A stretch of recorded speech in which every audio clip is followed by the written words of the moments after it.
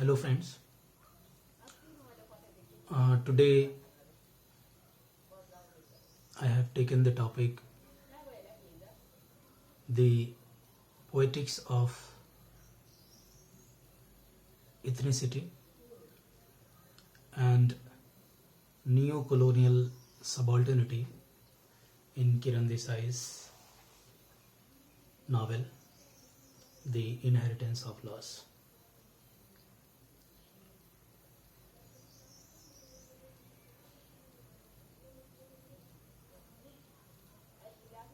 I have taken 3 episodes from the novel to examine ethnic conflicts or neo-colonial presence in the text. In the beginning, I will give a brief introduction of the novel, and after that I will be taking into account the issues which I have taken for the discussion. Kiran Desai's Man Booker Prize winning novel The Inheritance of Loss has been held as a global novel for the globalized world. This novel has been held as a global novel for the globalized world. That means that Kiran Desai has taken into account the issues related with the problem of migrant laborers, ethnic groups, and subaltern characters or people who belong from the periphery of the society or state. The novel is redolent with many significant contemporary issues and themes like migration and exile, the lingering effect of colonialism, the struggles with modernity, ethnic conflicts, desperate search for the identity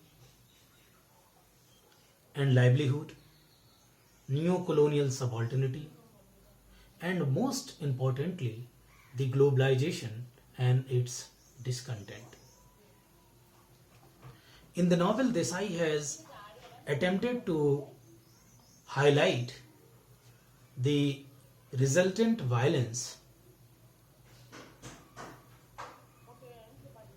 that dismantles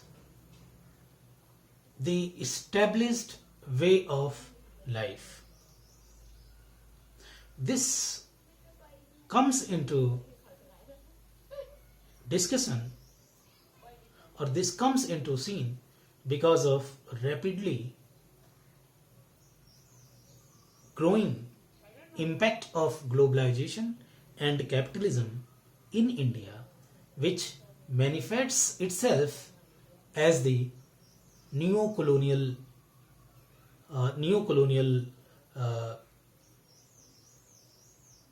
impact.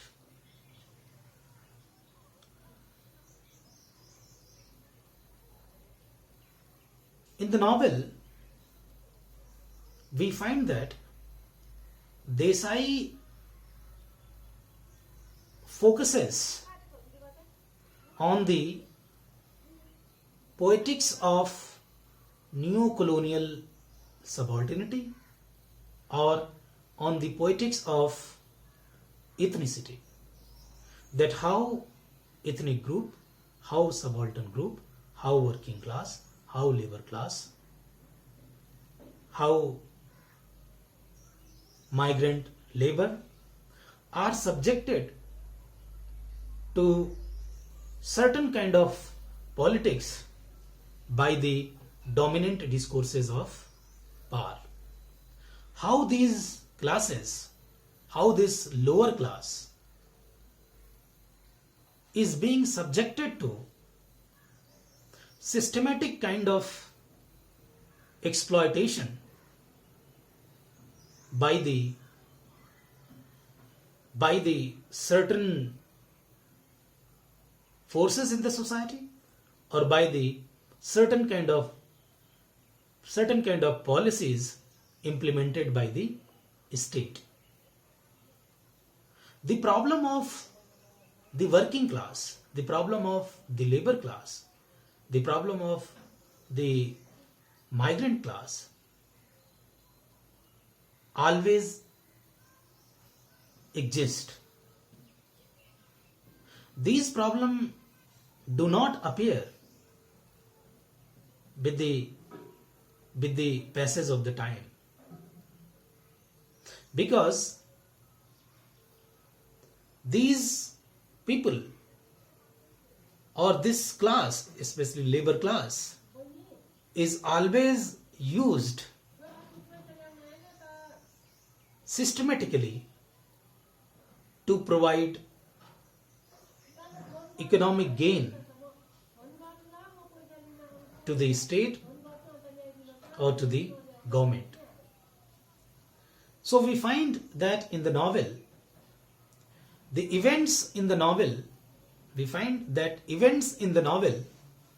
witness power imbalance at the local, that is national, and at the global, that is international levels. The story of the novel is set in India during mid-80s, and it establishes master-servant analogy. The narrative of the story focuses on the hierarchical relationship between master and servant. It focuses on the hierarchical relationship between center and margin. It focuses on the hierarchical relationship between dominant group and marginalized group. It engages with the form of English colonial discourses and Indian subalterns by foregrounding and critiquing the continuation of this binary form in the new ways. The hierarchical power structure in the novel, whether between or within the states, are regulated in a way, as Avatar Bra says, continuing, I quote, as Avatar Bra says, continuing need of the capitalist world economy for the chief labor. So, state power functions in a way that it can produce more working class, or it can utilize the hard work of working class for the benefit of the state, or for the benefit of the certain class of the people in the society. We find in the novel that the cook, who is in the service of the judge since the age of 15, resides in a miserable and destitute conditions besides the judge's house. His salary, I quote from the text, his salary had hardly been changed in years. his last raise had been 25 rupees only. His belonging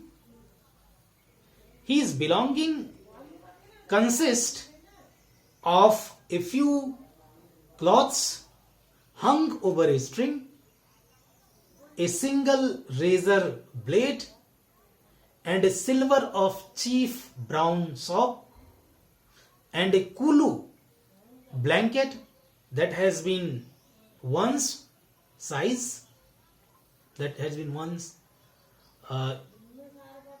of Shai, who is daughter of Jimmy Patel in the novel, and a cardboard case that had belonged to the judge and now contained the cook's papers and Biju's letters.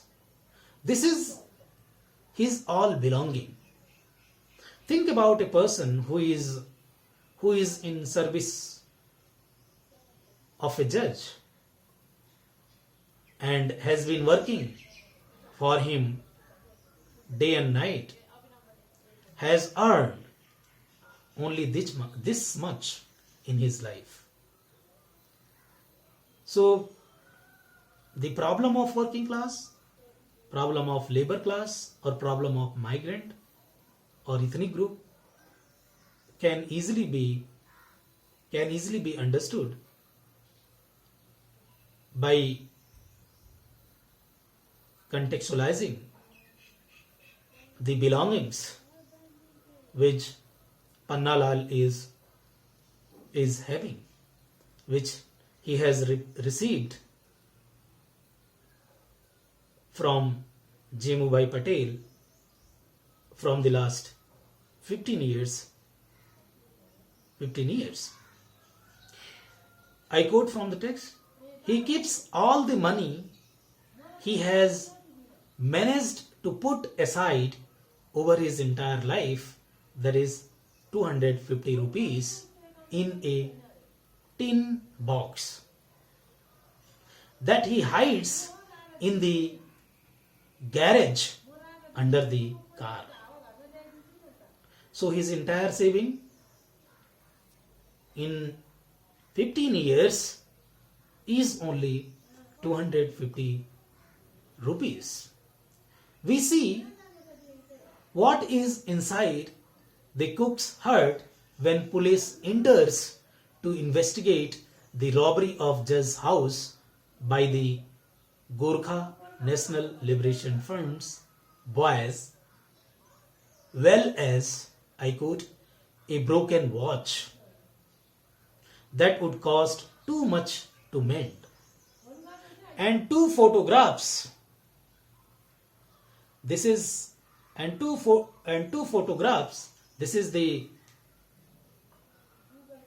are the items which are there in Cook's, in Pannalal's house when his room is searched by the state police. We find from this episode, we can examine or we can understand that how state power functions in the favor of rich like the judge, and how it violently functions in the case of cook. I quote from the text, the respect on the policeman's face collapsed instantly when they arrived at the cook huts buried under a ferocious tangle of nightshade. Here they felt comfortable, unreleasing their hate, their anger, and they overturned his narrow bed, left his belonging in a heap. We find that the brutal and violent treatment to which the cook is subjected by the police signifies the underprivileged position of minority, ethnic group, subaltern in neo-colonial liberated states, or it also signifies the condition of diasporic group or exiled in the alien land. Same kind of treatment, same kind of treatment they also undergo in the foreign land in some of the cases. Here I would like to clarify that I am not talking about elite. I am not talking about middle class people who go to the another land and get a different kind of services in the foreign country. I am talking about the labor class who migrates from one place to the another place, or from one country to the another country, in order to earn their livelihood. So in most of the cases they also undergo same kind of situation or same kind of treatment they undergo or they face in the another country. This thing is also evident in the case of robbery at Cho Ao. This is the place, name of the place, where a drunken man is accused of it without any valid evidence against it or against him. We see in the novel that his wife comes to Chow Ao to plead, to request the judge to help them. I quote, "Who do you go to when you are poor?" This is from the novel itself. I will repeat this line. Who do you go to when you are poor? Do you go to the police station? Do you go to the court? Where do we normally go in this kind of condition? That we have to think. That we have to decide that where we need to go and what in fact we need to do in order to raise our social condition, or in order to raise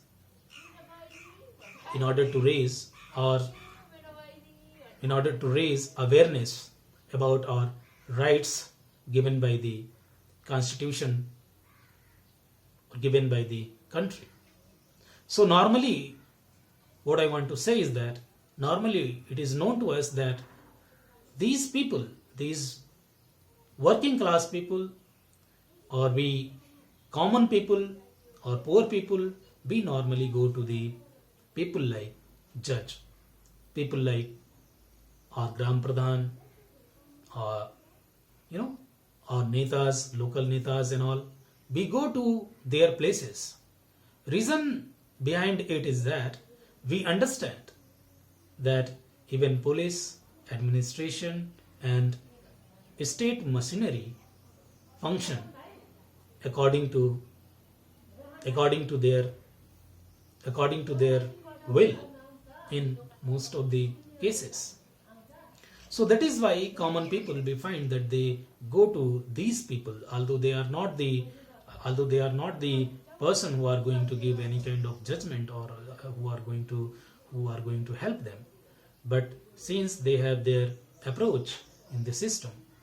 And when I am saying this thing, I want to say that we need to remove this discrepancy, we need to remove this problem from our system actually, so that if we have any kind of problem, we can directly go to the police station without any hesitation and without any fear in the mind. That will be possible only when we will be educated and we will be aware of our rights which are there in the Constitution. So, the most important thing for the people like Pannalal, Biju and Gyan from the novel is that they need to obtain education. They need to gain education. Education is only the medium which can be instrumental to help labor class or working class from these kind of atrocity. So she tells the judge, people like us have to suffer. I quote. She says to judge that people like us have to suffer. He was innocent and police have blinded him. He knew nothing about you. He was in the market as usual. Everyone knows this. She cried. She started crying. She started weeping, telling this to judge about her husband.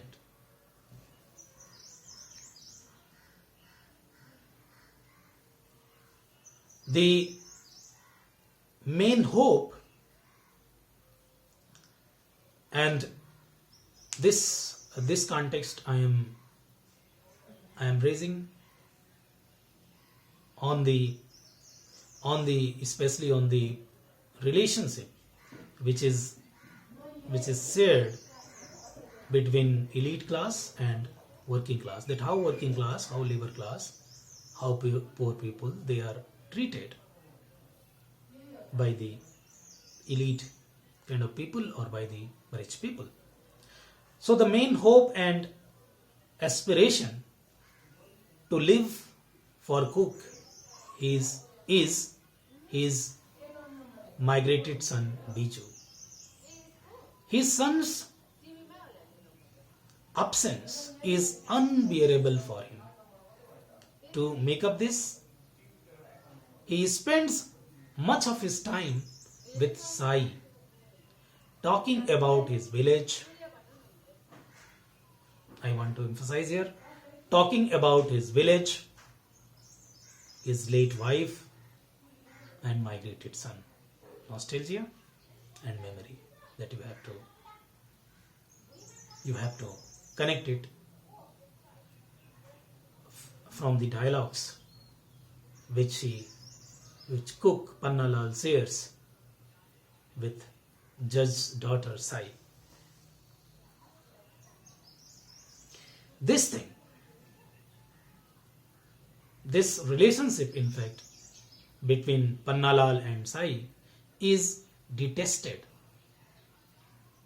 by Laura and Noni, who are also character in the novel. Laura and Noni, neighboring tutors of Sai. The way she had been abandoned to the cook for years, if it was not for Laura and herself, Noni thought, Sai would have long ago fallen to the label of servant class herself. It was important to draw the lines properly between classes, or it harmed everyone on both sides of the Great Divide. The impediment, this is very important, what I feel, the impediment imposed by Laura and Noni for mingling of Sai with Cook demarcates two worlds in India, or two worlds in any land. That is the rich and the poor. The effort of Laura and Noni to prevent Sai to teach or to chat with Cook indicates the, within inverted comma, indicates the great divide are informed by a bourgeois understanding of the nation state as a class differentiated community. Noni's worries about the growing relationship between Sai and the cook, as well as the sisters' efforts to keep their distance from their own domestic help, can be examined as that her bourgeois concern about maintaining class hierarchy. At the same time, they are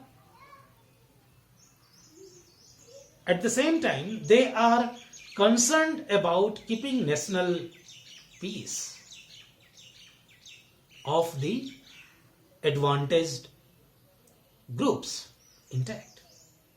Noni thinks that servants got all sorts of idea, and then when they realized the world was not going to give them and their children what it gave to others, they got angry and resentful.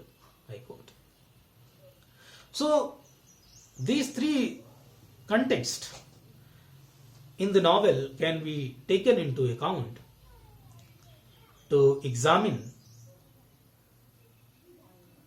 the relationship between elite class and working class, or to explore the problems which are faced by the migrant labor like Pannalal and Biju in the another country.